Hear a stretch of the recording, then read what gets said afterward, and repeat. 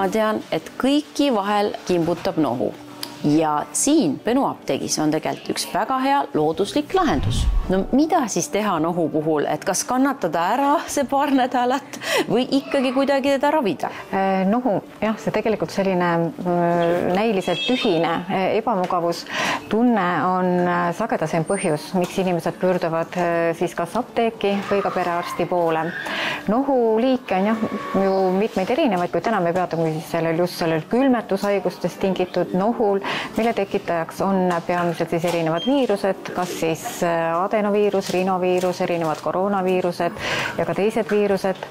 Ja nohu ravimisel jah, tõesti on see selline igipõline küsimus, kas teda ravida või mitte, kuid paraku jah, nohu ravimata jätmine või valesti ravimine võib viia ikkagi tüsistuste tekkeni. Ja üheks võimaluseks siis nohu ravimisel ongi siis Sinupret preparaadid, mis on Bionoorika toode ja Bionoorika ongi üks juhtivaid fütofarmatseuutikumide tootjaid ja tema eelis on see, et kõik need preparaadid on kliiniliselt uuritud ja nende toime teaduslikult tõestatud.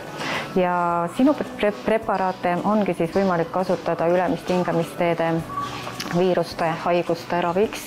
Ta sisaldab 5 erinevat ravimtaime, milleks on siis nurmenukuõied, millel on turset alandav toime, siis on apooplikas, tal on suur C-vitamiini sisaldus, ka rauda, toimib ta siis viiruste vastaselt, immuunsüsteemi tugevdavalt, siis emajuur, mis on sekretolüütilise ja bakterite vastase toimega, siis on raudürt, on immuunsust tugevdava toimega ja leedriõied siis põletikuvastase ja viirusvastase toimega.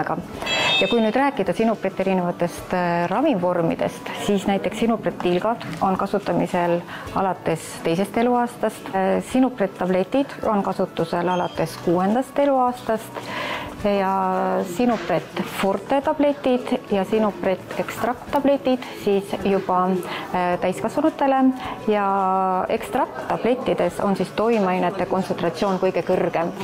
Kõiki neid Sinupret preparaate võib siis kasutada paralleelselt antibiootikumravi ajal, aga tegelikult aitab ta ikkagi ka ennetada seda antibiootikumide kasutamist. Aga millised need üldised nõuanded on, et kuidas neid siis nii tablette kui tilkasi kasutada?